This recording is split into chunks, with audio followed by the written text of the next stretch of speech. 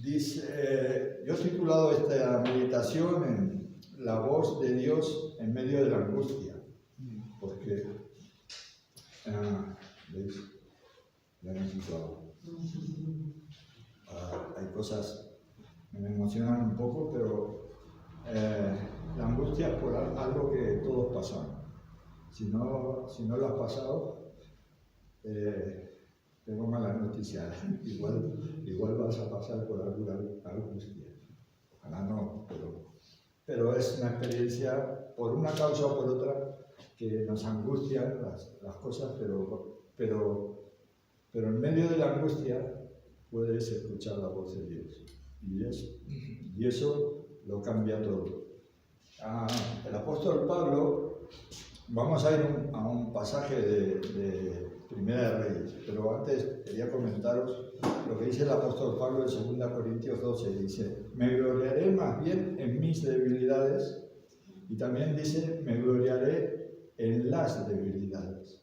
Dice, en afrenta, en necesidades, en persecuciones. ¿Veis qué hace la diferencia entre mis debilidades y las que vienen de fuera? La llama las debilidades. Menciona afrentas, necesidades, persecuciones. Entonces dice, porque cuando soy débil, entonces soy poderoso. ¿Y por qué dice esto Pablo? Porque el Señor le había dicho, bástate mi gracia, porque mi poder se perfecciona en la debilidad. O sea, en tu debilidad. Y el hecho de que diga mi poder se perfecciona no es que al poder de Dios le falta perfeccionarse, porque es perfecto ya, sino que quiere decir que se hace manifiesto. Es como lo que hemos visto en Valencia, ¿no? O sea, hemos visto a personas que circulaban por su ciudad, su pueblo, iban a su casa, volvían toda su vida normalmente por esas calles, y con la riada algunos tuvieron que venir un helicóptero a sacarlos. Ese helicóptero tenía todo el poder para sacar a esas personas, pero estaba ahí. La gente hacía su vida sin tener en cuenta que tenían por ahí cerca algún helicóptero y un equipo de salvamento, ¿no? Pero cuando hizo falta, se hizo manifiesto el poder del helicóptero. ¿Me entendéis? O sea, el poder ya estaba, pero se hizo manifiesto cuando la necesidad de ese pueblo lo reclamó, ¿no? De hecho, reclamaban más cosas, pero no vinieron, ¿no? Pero no vamos a entrar ahí. Dice, mi poder se perfecciona en la debilidad.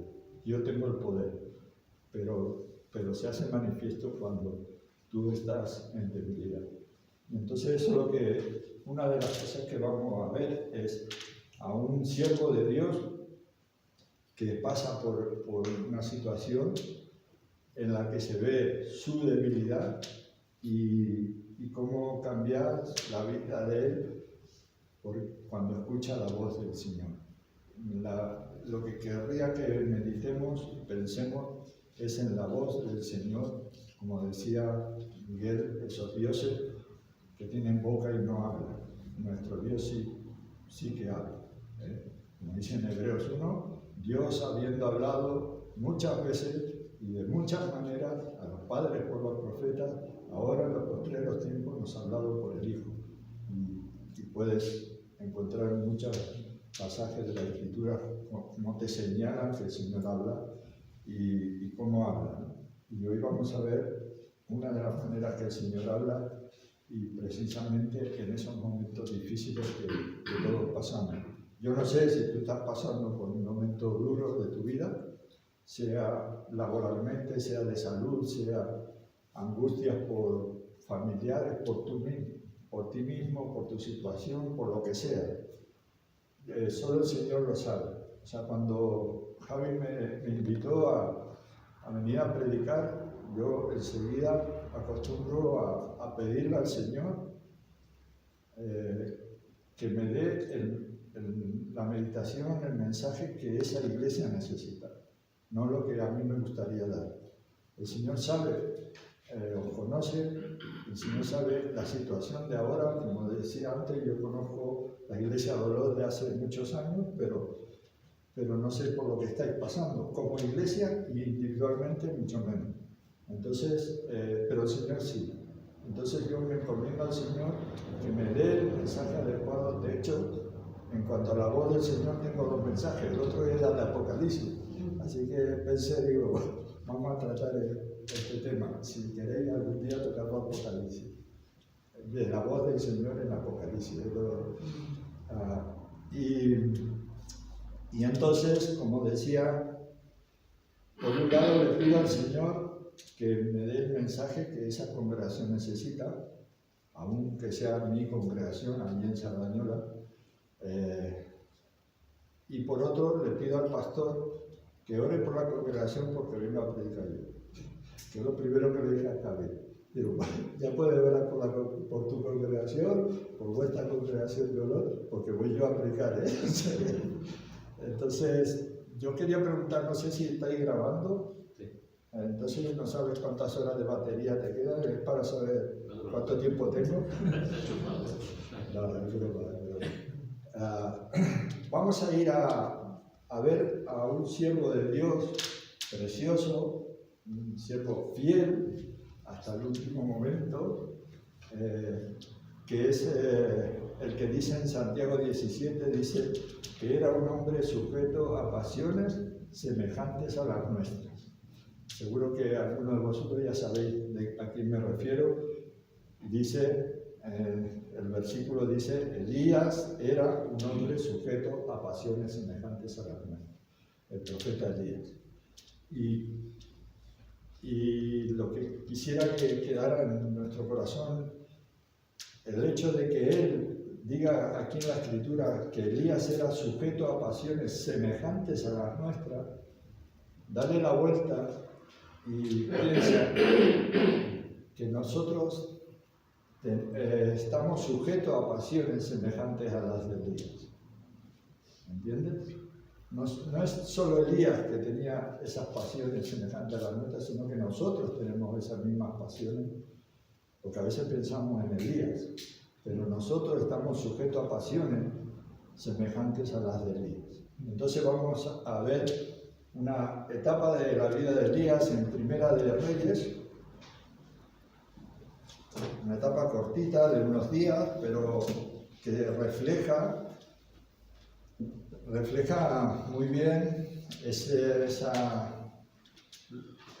vida apasionada que a veces estamos arriba, abajo y angustiados, a veces eufóricos, a veces pasamos una cosa, de un estado de ánimo a otro, y esas son las pasiones que dice Santiago, o dice el Señor por medio de Santiago, dice que eran pasiones, sujetos a pasiones semejantes a las de Elías. Eso es lo que dice que nosotros tenemos, pasiones.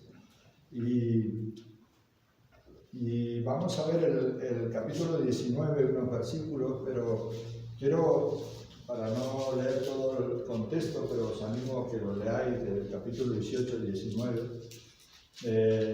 Elías viene de hacer descender fuego del cielo. Esa historia la conocemos, que él se enfrenta a los profetas de Baal, 450 profetas, y les dice, si Baal es Dios, pedirle que descienda fuego del cielo, y si no, yo le pediré a Jehová, y a ver quién de los dos es Dios. Y entonces ellos están un rato hasta Elías se llega a burlar, dice, cantar, venga, a ver si está durmiendo, que no responde. Y entonces cuando le toca a él, hace el altar y bueno, para simplificar, el Señor hace descender enseguida, aun cuando está orando Elías, ya el Señor desciende fuego del cielo, y entonces ahí le muestra quién era el Dios de Israel, y por otro lado, quién era el profeta de Israel.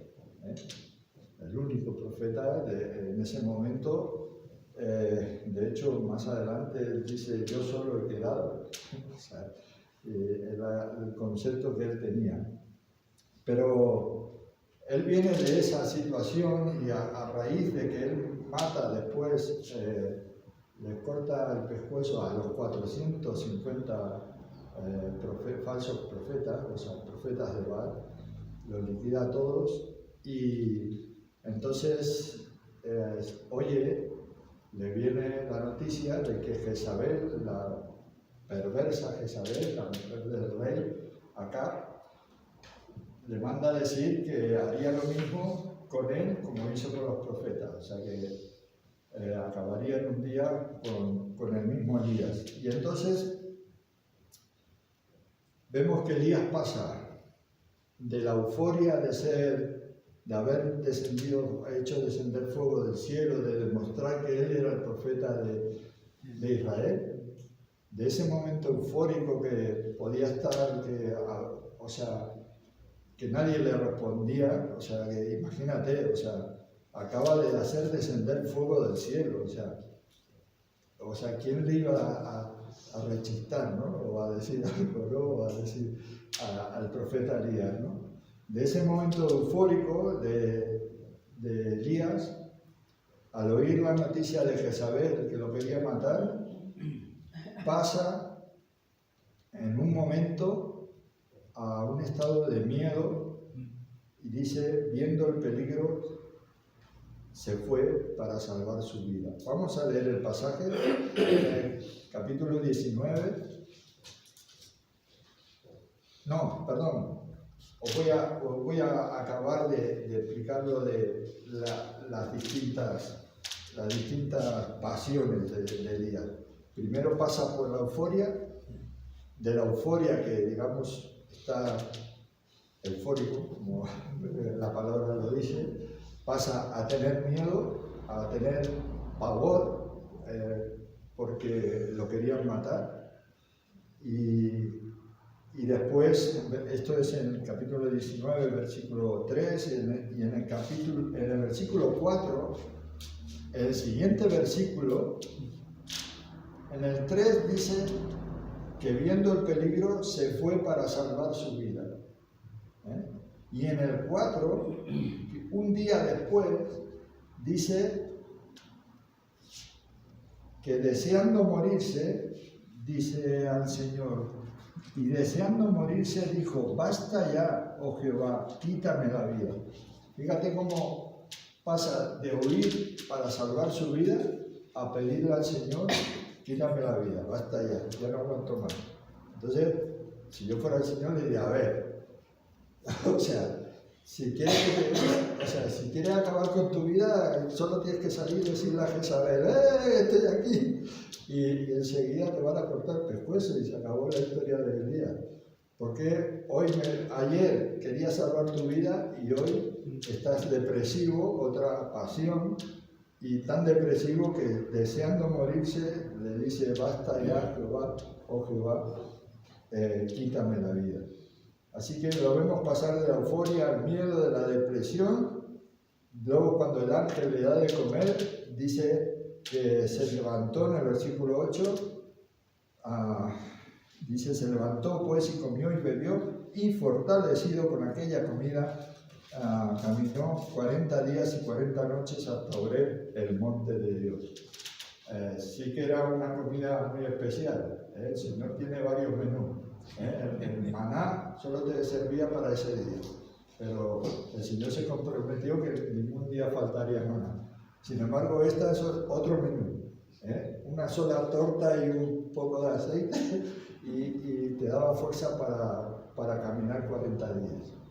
Y sí que es una intervención del ángel de Jehová y una comida especial, pero vemos a Elías que de la depresión de decir quítame la vida, entonces se levantó y fortalecido, dice que fue hasta 40 días y 40 noches hasta el monte Horeb. ¿Y qué hace cuando llega al monte Horeb? El profeta de Israel, en el monte donde el Señor había dado la ley. ¿Qué mejor sitio para estar ahí el profeta de Israel? ¿Y qué sitio? Seguramente él pensaría, hasta aquí no llegará Jezabel a quitarle la vida. Y si llega el Señor ya no la dejará subir al monte. Pero Elías llega al monte Horeb y se mete en una cueva. Dice en el versículo 9, dice, y allí se metió en una cueva donde él pasó la noche y vino a él palabra de Jehová, el cual le dijo, ¿qué haces aquí, Elías? Esa noche que durmió no era la primera vez que dormía. En ese camino se había dormido varias veces. No quiero centrarme tanto en este capítulo, pero quiero que leerlo luego en casa. Pero él varias veces dice que se durmió y el ángel le volvió lo animó, le dio de comer, se volvió a dormir, luego se le da de comer, sale los 40 días, pero llega a la cueva y pasó la noche ahí durmiendo. Eso es una persona depresiva, de la depresión te hace sentir así, pero porque lo vemos, que de repente quiere vivir, porque huye porque lo van a matar, al otro día se quiere morir, Señor, quítame la vida, y así, luego está levantado y fortalecido, al día siguiente está metido en una cueva y a dormir, y que sea lo que Dios quiera.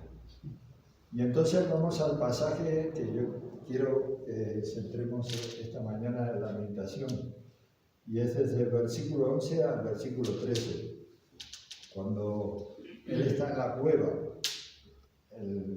el profeta de Israel metido en una cueva. Nosotros muchas veces nos metemos en una cueva, a veces tu cuevecita, donde tú estás con tus problemas y como se dice, lamiéndote las heridas, porque solo a ti te pasa eso, tantas situaciones, ¿no? Es cierto que pasamos por situaciones muy duras, pero lo que yo querría ver es con el ejemplo de Elías, ¿qué debemos hacer nosotros? A veces, como iglesia también, a veces la iglesia misma la convertimos en una cueva, no una cueva de ladrones, como hicieron los fariseos con el templo. No me refiero a ese tipo de cueva, pero sí una cueva en el sentido de que yo voy a la iglesia y ahí ese ratito que estoy, y gracias al Señor, ¿no? Que en la iglesia te sientas a gusto y te dejes tus problemas a un lado, si es así como lo hacemos, ¿no? Yo procuro hacerlo mucho, o sea, no ir a la iglesia con mis problemas, sino dejarlos afuera, es lo ideal, pero es en cierta manera nuestra cueva, ¿no? Nuestro monte Oreb, la iglesia, no tanto la cueva, sino el monte Oreb. A veces tu cuevecita es tu sitio donde te sientas siempre, o algo así, que es donde tú estás a gusto y a mí que no me moleste nadie. Dentro del monte Oreb que es la iglesia, ¿no? Sabes que estás en el sitio que te corresponde. Elías era el profeta de Dios. Qué mejor sitio para un profeta que estar en el monte Oreb, pero metido en tu cuevita. Y entonces todo lo hemos hecho. No estoy diciendo, mira lo que hacéis y nada de eso, porque yo me incluyo. Todo lo hemos hecho a veces durante años, a veces en ocasiones, porque pasamos por situaciones que nos hacen meternos en una cueva. Pero lo que vamos a ver en este precioso pasaje es el Señor tratando con ese profeta que después de 40 días huyendo de una tal Jezabel, mujer perversa donde la haya, pero el profeta que acababa de hacer descender el fuego del cielo salió corriendo por un comentario, por una amenaza de una mujer. No quiero decir que porque sea mujer, sino podría haber sido el rey o podría haber sido cualquiera. Por una simple amenaza de que si te voy a cortar la cabeza, sale huyendo, ¿no? Cuando acababa de hacer descender fuego del cielo. Y entonces en el versículo 11 empezamos a ver a Elías metido en la cueva. Pero el Señor fuera y le dice, voy a leerlo aquí porque lo tengo escrito, copiado de internet, y por miedo a que haya copiado otra versión, creo que no, pero Dice el versículo 11, y le dijo, sal fuera y ponte en el monte delante de Jehová. Dice, y he aquí que Jehová que pasaba, y un grande, poderoso viento que rompía los montes y quebrantaba las peñas, delante de Jehová. Pero Jehová no estaba en el viento. Tras el viento, un terremoto, pero Jehová no estaba en el terremoto.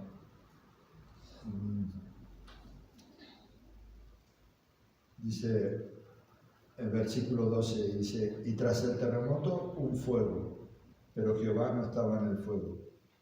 Y tras el fuego, un silbo apacible y delicado. Y cuando lo oyó Elías, cubrió su rostro con su manto y salió y se puso a la puerta de la cueva. Y aquí vino una voz diciendo, ¿qué haces aquí, Elías? Y aquí vemos toda la situación de este profeta. Vemos que él está metido en su cueva y vemos a Jehová esperando que él salga y se ponga delante de Jehová. Tenemos que hablar, le está diciendo el Señor. Pero él está metido en la cueva. Lo primero que le dice el Señor, sal fuera, y ponte en el monte delante de Jehová. Eso era lo importante. No lo que estaba pasando en medio entre Jehová y Elías y la cueva, sino porque dice que había un poderoso viento, podríamos llamar un ciclón, pero además tan poderoso que rompía los montes y quebrantaba las peñas delante de Jehová. Entre Jehová y Elías. Delante de Jehová no estaba Elías, estaba ese viento poderoso. Dice, pero Jehová no estaba en el viento. Dice, tras el viento, un terremoto. Pero Jehová no estaba en el terremoto. Jehová estaba afuera, aparte. Eso era entre Elías y Jehová lo que estaba pasando. Dice, y tras el terremoto, un fuego. Que podíamos imaginarnos como pasa un terremoto y se abren los volcanes, ¿no? O un simple fuego forestal. Pero todas esas cosas estaban pasando entre el Señor y Elías. Y dice, tras el fuego, y dice, tras el terremoto un fuego, pero Jehová no estaba en el fuego. Nosotros pasamos por situaciones terribles a veces, duras de llevar, muy duras, a veces, como decía antes, durante mucho tiempo, difíciles de aguantar, y decimos, Señor, ¿dónde estás? ¿No? Y nos centramos, o a veces ni siquiera decimos dónde estás, Señor. Nos centramos en lo que estamos pasando, en la situación en sí. Y si nos dirigimos al Señor es para contarle por lo que estamos pasando, cómo lo estamos pasando, y lo que incluso le decimos lo que estamos pasando, ¿no? O sea, mira, estoy mal de salud, el médico me ha dicho que estoy mal del corazón, lo digo porque yo tengo el corazón mal y la cabeza. O sea, como les digo, el corazón de quereros tanto y la cabeza de pensar tanto de vosotros. Pero a veces nos centramos en nuestra oración en decirle al Señor lo que nos pasa y a ver si hace algo Él, ¿no? Cuando lo que debemos de esperar es que Él nos hable, es el Dios que habla. Dice, cuando lo oyó Elías, dice, y tras el fuego, un silbo apacible y delicado. Dice, cuando lo oyó Elías, cubrió su rostro con su manto y salió. Entonces salió de la cueva. ¿Veis? La voz del Señor lo hizo salir de la cueva. No lo hizo salir ni el terremoto, ni el ciclón de viento, ni el fuego. Es más, lo mantenía todo eso dentro de la cueva. Dice, pero el silbo apacible y delicado de Dios, dice que lo hizo salir, dice, y salió, y se puso a la puerta delante de la cueva, Y he aquí vino a él una voz diciendo, ¿qué haces aquí, Elías? Vemos que empezamos el pasaje en el versículo 11 diciéndole al Señor, sal fuera y ponte delante de Jehová. Y hasta que no oye el silbido apacible y delicado del Señor, no sale. Y nosotros hacemos lo mismo. Como digo yo, nos metemos en nuestra cuevita a lamernos las heridas o decir, ver cómo el Señor bendice a otros, pero yo mira por lo que estoy pasando, cosas así, y no salimos de la cueva, porque no escuchamos al Señor. Queremos que el Señor nos escuche. Queremos que convertimos la oración en un monólogo en el cual le decimos al Señor lo que tendría que hacer, lo que estoy pasando y lo que tú tienes que hacer. Si hicieras esto, se me acabó el problema, ¿no? En realidad somos nosotros que le estamos hablando al Señor. En eso muchas veces convertimos la oración. Yo últimamente he compartido con los hermanos sobre la oración, porque nos dice el Señor, orad sin cesar, ¿cierto? Y es difícil estar todo el día hablándole al Señor, desde que te levantas, que eres consciente, desde que te despiertas, hasta que te acuestas, estar todo el día diciéndole al Señor, mira cómo estoy, mira lo que podrías hacer, ¿no? O sea, porque es lo que hemos convertido en lo que es el tiempo de oración. Decimos, vamos a orar, ¿y qué temas de oración hay? Pues esto, está mal, necesito trabajo, yo que quiero hacer un viaje, quiero saber la voluntad del Señor, no sé, tantas cosas. Esos son nuestros motivos de oración. Son las cosas que nosotros le ponemos al Señor y le decimos lo que a veces le decimos, incluso le damos ideas para lo que podría él hacer para cambiar nuestra situación. Sin embargo, la oración que dice orar sin cesar es más completa. Es empezar adorando al Señor, que es como quiere. Primero, alábale, adora, ponte música, canta, hazlo como tú quieras, pero adora al Señor. Piensa en lo maravilloso que es Él, como antes cantábamos o hablaba de que es el creador del universo, como dice que Él ha hecho todo, es el creador de todo lo que conocemos, de los cielos y la tierra, pero dice, pero miraré al que es un pobre y humilde de corazón y tiembla a mi palabra. Bueno, ese es uno de los versículos que dice, Él es el Todopoderoso, pero dice, pero miraré al que es pobre y humilde de corazón y tiembla a mi palabra. Y por eso el ciclón, el terremoto, el fuego, todo eso para Dios no era nada. De hecho son cosas que Él ha creado.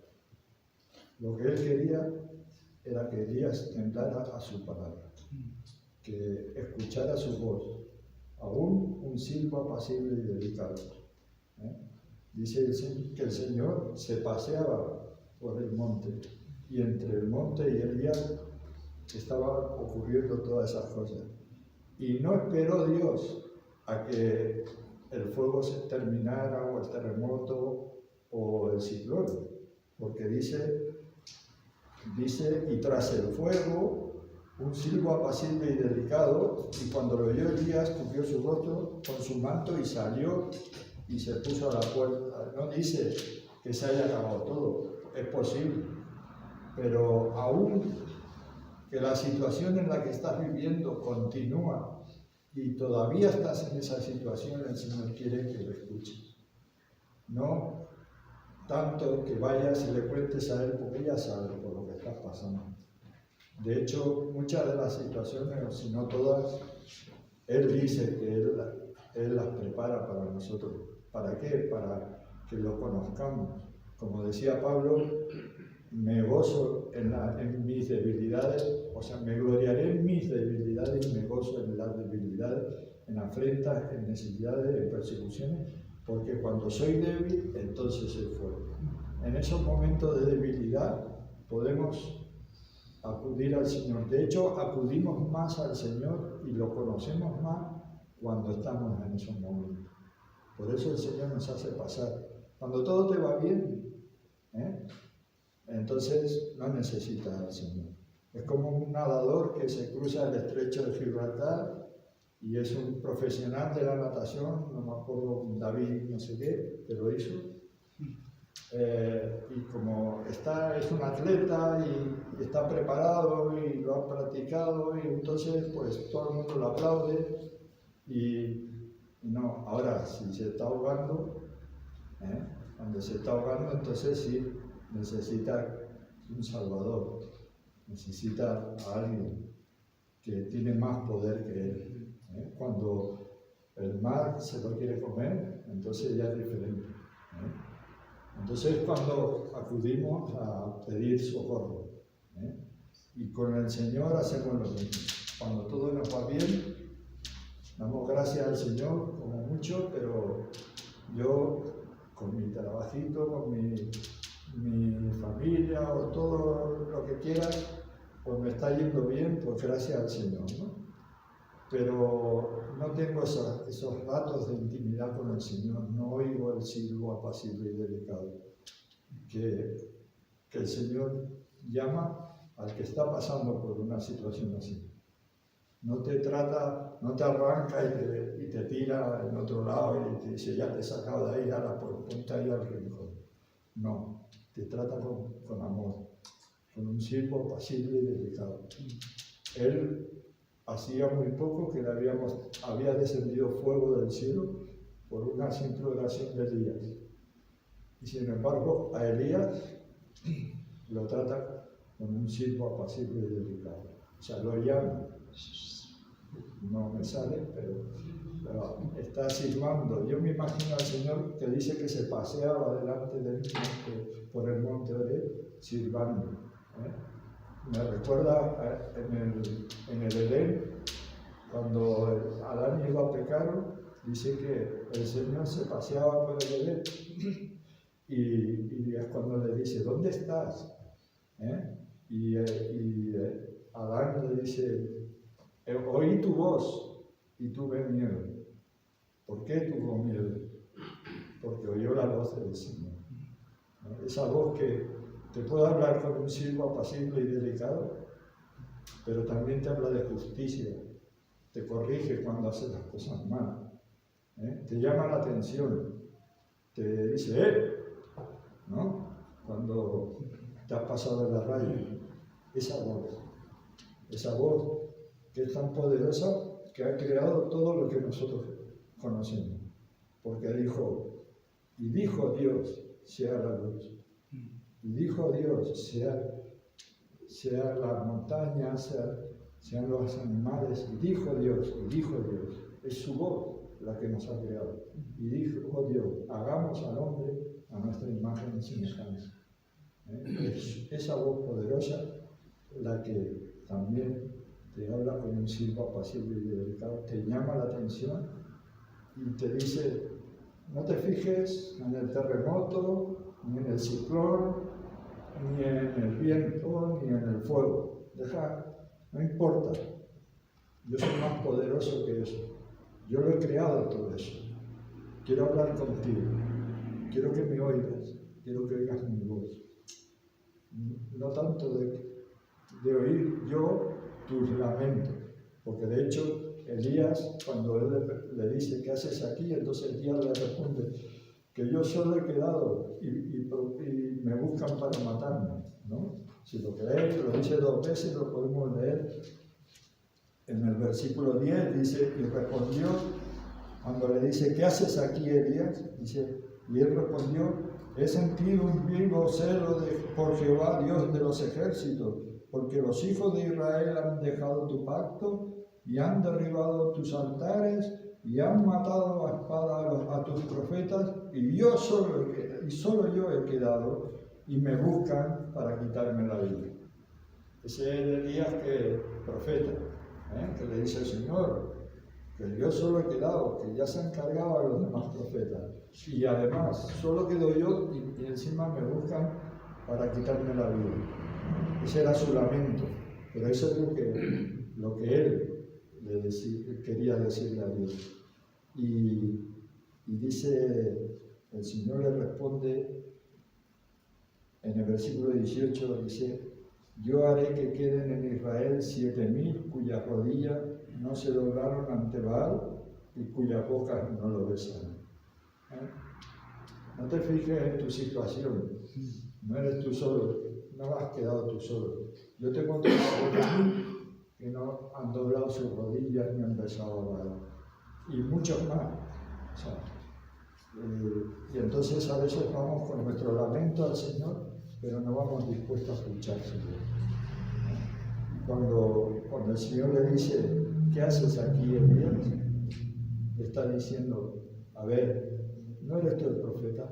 ¿No eres tú el que tienes que llevar al pueblo de Israel a mi presencia? ¿No eres tú el que les tienes que estar diciendo lo que tienen que hacer y lo que no tienen que hacer? ¿Qué haces aquí? O sea, solo a 40 días de distancia del pueblo de Israel. ¿Qué haces aquí? Es un ¿qué haces aquí? Por diciendo, aquí no estás haciendo nada. Y si lo quieres tomar de otra manera, ¿qué haces aquí? O sea, es como si yo no te he mandado, aunque le ayudó a llegar, pero no le había dicho el Señor: te quiero en la cueva del monte Oreb. ¿No? El Señor tenía otros planes, le dio trabajo para hacer.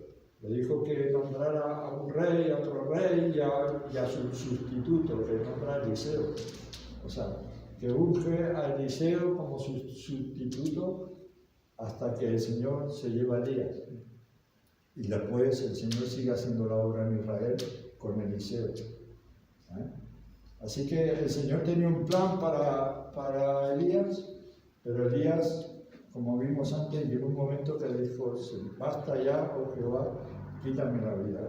Él ya se daba por concluido su ministerio, ya lo había dado por concluido, había dicho: yo ya he hecho lo que tenía que hacer, ¿no? Sin embargo, cuando el Señor le empieza a hablar, cuando él se atreve a salir de la cueva, es cuando oye ese silbo apacible y delicado, que es como un silbido que lo atrae, que lo llama, que le dice: vamos a hablar. Ya te dije, sal de la cueva. Pero él se fijaba en su alrededor. Nosotros hacemos lo mismo, nos fijamos en nuestra situación, nos lamentamos por nuestra situación y no queremos salir de la cueva a oír la voz del Señor. Por eso yo te animo a que estés en la situación que estés, no pongas tu mirada en esa situación, sino en el Señor. No pongas tu oído a los ruidos que esa situación en tu vida provoca. No sé si habéis estado a veces en nuestro barrio, han estado arreglando fachadas en los edificios de al lado. A nosotros nos lo hicieron hace unos años, y hemos tenido un año que cuando no era un taladro, era camiones, y el ruido no te deja. A veces, si querías dormir la siesta, ¿para qué? Cuando no, un vecino que hace una obra en el piso de al lado, es verdad que molestan los ruidos. Pues cada situación en la que vivimos te crea esa tensión. Son ruidos en tu cabeza que no te dejan dormir, que te quitan el sueño, que te hacen angustiarte, deprimirte, como estaba Elías. Sin embargo, el Señor te dice: no escuches ese ruido, no escuches esos terremotos, esos vientos, esos incendios alrededor de tu vida. No te fijes en eso. Escúchame a mí. Y yo tengo algo para ti, tengo algo que decirte. Personalmente, cada uno, pero también como iglesia. A veces como iglesia nos hemos creado nuestra propia cueva, y lo digo con experiencia de años, y nos hemos aislado incluso de otras iglesias, porque no queremos, vemos los ataques del diablo aquí y allá, o a veces nuestros propios problemas entre nosotros, o sea, y hacemos, como decía antes, nuestro rinconcito donde nos sentimos protegidos. Sabemos que estamos en el monte Everest, pero de ahí no me saco. Sin embargo, el Señor viene a donde tú estás y te dice: sal fuera, sal de esa situación. No dice: yo te voy a quitar esa situación del medio. Estaba entre el Señor y Elías, estaban ocurriendo cosas terribles. Fuego, terremoto, ciclón, todo lo que quieras. Dice que el viento movía los montes y rompía las piedras. O sea, imagínate qué viento, capaz de partir las piedras. O sea, yo creo que ninguno de nosotros, aunque haya estado bajo un ciclón, eso, yo no lo he visto nunca. O sea, rocas partiéndose, quizás, no sé, no vamos a especular, pero tenía que haber sido algo terrible. Sí, cierto, da miedo, pero ¿cuánto miedo nos da situaciones por las que vivimos? Que nos vemos como Elías, que nos van a quitar la vida, una enfermedad o una persecución, que también las hay, y no estamos libres de que nos persigan para matarnos. ¿Cuántos hermanos nuestros los persiguieron y los mataron? En hogueras, crucificados, aserrados, de tantas maneras, y no estamos libres de eso. Y sin embargo, aún en esa situación, el Señor dice: sal fuera y hablemos. Y le dice: ¿qué haces aquí, Elías? Este pasaje, cuando yo tenía 19 años más o menos, el Señor me lo dio, y desde entonces le tengo un cariño especial, porque yo quise volver a mi país, pues yo soy de Uruguay, aunque hace 50 años que estoy aquí, pero vine con mis padres, tenía 12 años, y a la edad de 19, así 20, yo quise volver a Uruguay para estudiar en el Instituto Bíblico donde había estudiado mi madre, mi hermana, mi cuñado. Y bueno, en esa época, sí, mi hermana y mi cuñado estaban llevando a la iglesia en Pamplona, habían estudiado ahí. Y por un tiempo yo quise volver a Uruguay. Y el Señor tiene un plan para cada uno de nosotros. No hay un cliché que todos tenéis que pasar por un instituto bíblico. Luego estudié en Vallebrón y en otros sitios, pero volver a Uruguay no era el plan que el Señor tenía para mí. Y me dio este pasaje. Y el que haces aquí, Elías, me hizo pensar: ¿y si voy hasta Uruguay? El Señor me da los medios para llegar, y de hecho me los daba, porque había un hermano que era uruguayo también, pero se volvía a Uruguay a montar una empresa, y me dijo: vente conmigo y te doy trabajo y todo. O sea, me pagaba el pasaje, tenía la torta de pan y el aceite delante de mí, o sea, el ángel que me iba a dar los medios para volver a Uruguay. Y sin embargo el Señor me dio este pasaje y pensé: ¿y si llego a Uruguay? Y me dice: ¿qué haces aquí, Wilde? Y de verdad me dio miedo y me quedé, y todavía estoy aquí. No quiere decir que sea lo que el Señor tiene para cada uno, porque para mí este pasaje es especial por eso, me recuerda a esa época. Pero cuando tú estás en esa situación en la que solo te estás lamentando por lo que estás pasando, si al final escuchas, te dispones a decir: Señor, ¿qué tienes para mí? ¿Qué quieres decirme? A lo mejor te dice, perdón, a lo mejor te dice: ¿y tú qué haces aquí? Por un lado, no quiere que estés ahí en esa situación, él conoce tu situación, pero no quiere que estés metido en la cueva. Y por otro lado, te está diciendo, ¿estás haciendo algo? Y si le dice, ¿qué haces aquí? Aquí no estás haciendo nada. Te quiero haciendo otras cosas. ¿No? Es lo que le dijo a Elías. Te quiero que buscas al rey de Siria, al rey del norte y al próximo profeta, que en ese caso era Eliseo. Tengo trabajo para ti. ¿Qué haces aquí? ¿Me entiendes? Entonces, piensa, si el Señor no te está diciendo qué haces ahí, donde estás, si estás metido en tu cueva o no, pues sal fuera. Sal fuera. Seguro que el Señor tiene algo para decirte. Seguro. Eso te lo digo de corazón. Y para terminar, dice en Hebreos, haciendo referencia al Salmo 95, dice: si oyereis hoy su voz, no endurezcáis vuestros corazones. Si oyereis hoy su voz, no endurezcáis vuestros corazones. ¿Os acordáis que el Dios Todopoderoso dice: yo he creado los cielos y la tierra, pero miraré al que es humilde, al que es pobre y humilde de corazón, y tiembla a mi palabra? Si oyereis hoy su voz, no endurezcáis vuestros corazones. Aún si en esa situación tú dices, voy a salir de la cueva, voy a escuchar lo que Dios tiene para mí, lo que me quiere decir, no endurezcas tu corazón. A lo mejor no es lo que tú esperabas. A lo mejor el Señor quiere que hagas algo o que vayas a algún sitio o cualquier cosa que tú no tenías planeado.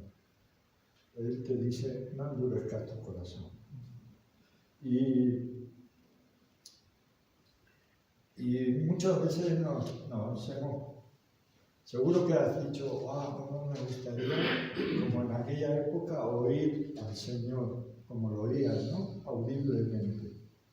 Pero el Señor, como hemos mencionado antes, dice, Dios, habiendo hablado muchas veces y de muchas maneras a los padres por los profetas, ahora nos ha hablado con el Hijo, por el Hijo. Hace algún tiempo, hace no mucho, oía un predicador decir: Dios es el mismo ayer, hoy y por los siglos. Es el mismo, pero su forma de hablarnos varía. Puede hablar contigo con un silbo apacible y delicado, o puede levantar la voz a una iglesia, a una persona, a una congregación, a una nación y llamarles la atención. Tiene muchas maneras de hablarnos, pero si el Señor te está hablando, si el Señor te está diciendo lo que tú estás haciendo, encerrándote en tu cueva, es más pecaminoso que beneficioso para ti, pues no endurezcas tu corazón. Sé humilde y tiembla a su palabra. Deja que el Señor te hable. Deja que el Señor cambie tu manera de ver las cosas. Deja que el Señor te guíe. Deja que Él dirija tu vida.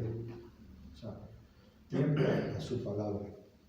No endurezcas tu corazón. Y una manera de oír, como decía antes, siempre decimos, cómo me gustaría oír la voz de Dios audiblemente. Hay una manera de oír la voz de Dios, es leyendo la Escritura, pero no solo leyéndola tal como está escrita, sino personalizándola hacia ti. Por ejemplo, yo voy a poner un ejemplo. Juan 3:16. Lo conocéis, ¿no? Suena. Porque de tal manera amó Dios al mundo que ha dado a su Hijo unigénito para que todo aquel que en él cree no se pierda, mas tenga vida eterna. Es un versículo que se ha criado en una iglesia, si no lo sabe, es que, no sé, algo le falla, ¿no? porque siempre lo hemos mencionado, o de la escuela dominical lo hemos aprendido de niños, porque de tal manera amó Dios al mundo que ha dado su Hijo unigénito, para que todo aquel que en él cree no se pierda, más que una vida eterna. ¿Dónde está eso? Juan, capítulo 3, versículo 16. Juan 3, 16. Si tú lo lees así simplemente, ¿qué piensas? Juan te está hablando de lo que hizo Dios, cómo amó Dios al mundo, que ha dado a su Hijo para que todo aquel en este mundo crea, no se pierda, mas tenga vida eterna. Entonces, ¿dónde estás tú? Como mucho te puedes incluir en todo ese mundo, ¿no? Pero ¿y si lo personalizas? Primero, vamos a quitar a Juan de la ecuación. Lee al Señor como en primera persona. Y el Señor te dice, no te olvides que eso está inspirado por el Espíritu Santo de Dios. Es Él el que nos está hablando. Y dice, de tal manera amé yo al mundo, que he dado a mi único Hijo para que todo aquel que en él cree no se pierda, más que la vida eterna. Ahí estás poniendo al Señor en primera persona.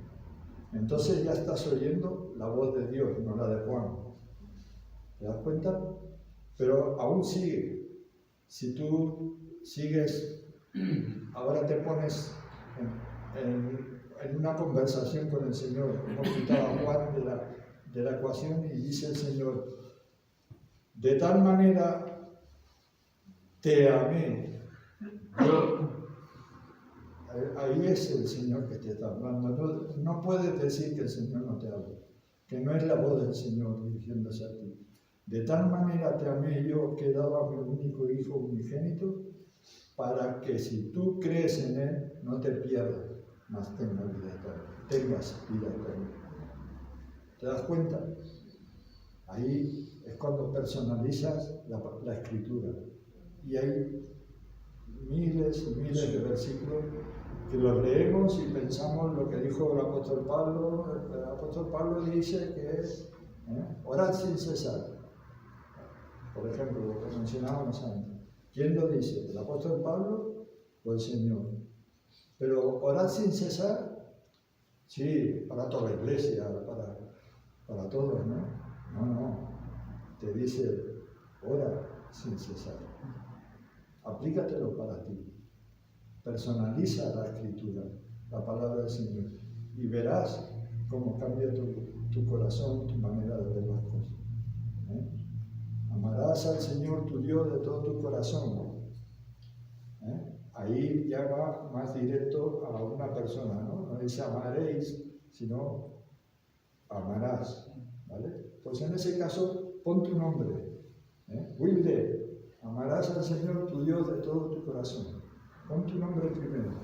Y yo me llamo Wilde. Miguel tendría que poner Miguel, amarás al Señor tu Dios de todo tu corazón y a tu prójimo como a ti mismo. Y así sucesivamente. Personaliza la Escritura. No estamos hablando de herejías, de agregarle a la Biblia cosas que no dicen. Si tú eres consciente y dices, crees que la Escritura está inspirada por el Espíritu Santo de Dios, es Dios mismo hablando.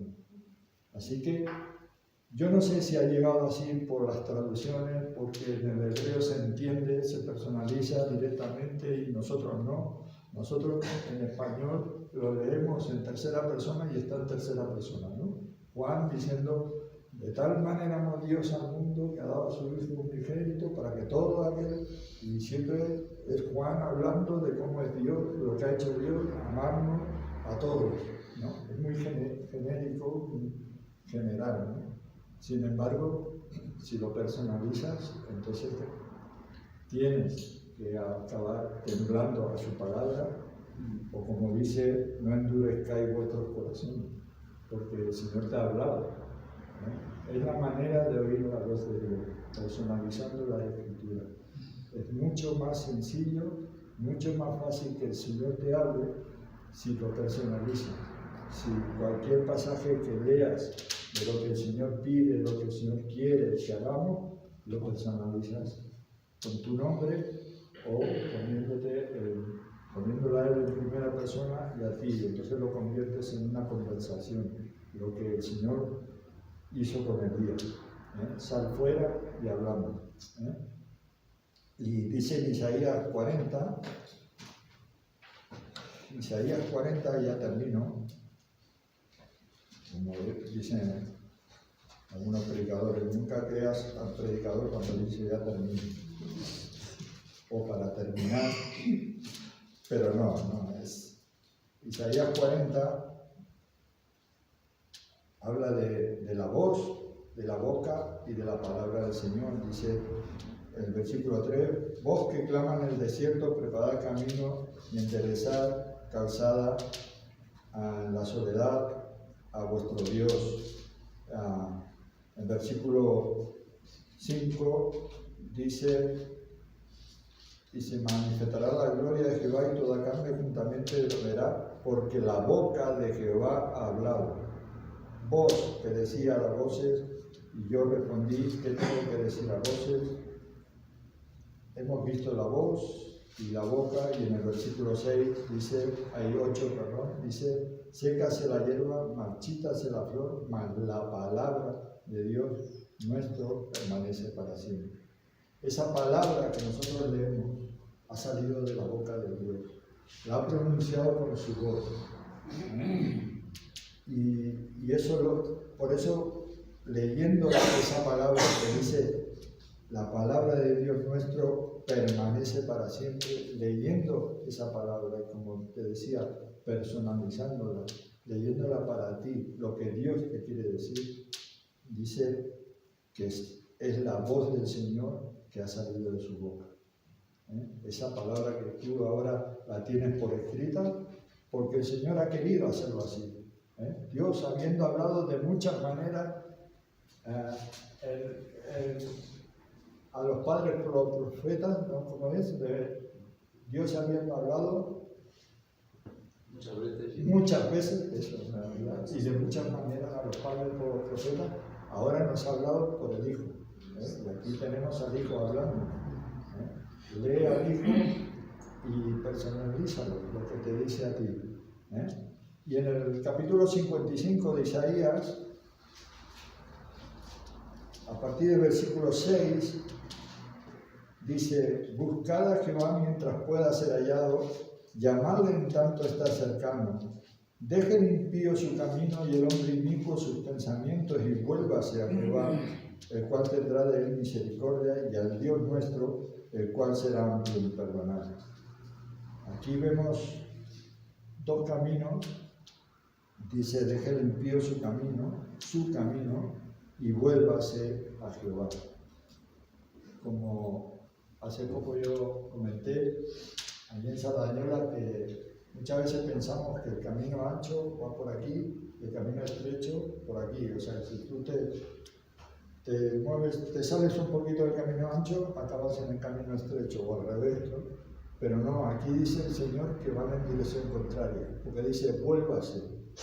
Dejen su camino y vuélvase a Jehová. Quiere decir que ese camino te está alejando de Dios, va en dirección contraria. Si tú te tienes que volver, es que iba en dirección contraria. Y dice, porque mis pensamientos no son como vuestros pensamientos, ni vuestros caminos. Mis caminos, dijo Jehová, como son más altos que los cielos y la tierra, así son mis caminos más altos que vuestros caminos, y mis pensamientos más que vuestros pensamientos. ¿Os acordáis de Elías? Como lo que pensaba, que solo había quedado, y sin embargo el Señor, y que quítame la vida porque yo ya he acabado mi ministerio, el Señor tenía otros planes. De hecho, es una oración que el Señor no le contesta, porque si a Elías se lo llevó, Elías le había pedido que le quitara la vida.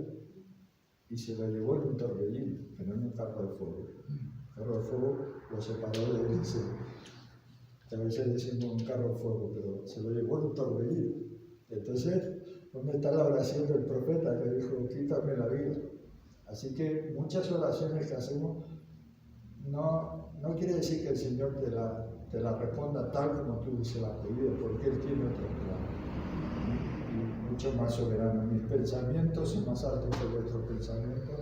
Imagínate que los pensamientos que tenía para Elías era llevárselo en un tornillo. Y Elías pidiéndole que le quitara la vida. Y dice, son más altos que vuestros pensamientos, como son más altos los cielos y la tierra, si son mis caminos, más altos que vuestros caminos y mis pensamientos más que vuestros pensamientos. Dice, porque como desciende de los cielos la lluvia y la nieve, y no vuelve allá, sino que riega la tierra y la hace germinar y producir y da semilla al que siembra y pan al que come, así será mi palabra que sale de mi boca. No volverá a mí vacía, sino que hará lo que yo quiero y será prosperada en aquello que yo la envíe. Mi palabra que sale de mi boca. Aquí tenemos su palabra. Y nosotros decimos, sí, la tenemos por escrito. Esto es la palabra de Dios. Pero ¿dónde dice Dios que ha salido esta palabra? De su boca. Entonces, si salió de su boca, ¿es la voz de Dios o no es la voz de Dios? Si quieres escuchar la voz de Dios, aquí la tienes, por escrito, como dicen, negro sobre el blanco, para dar autoridad a lo que se ha dicho.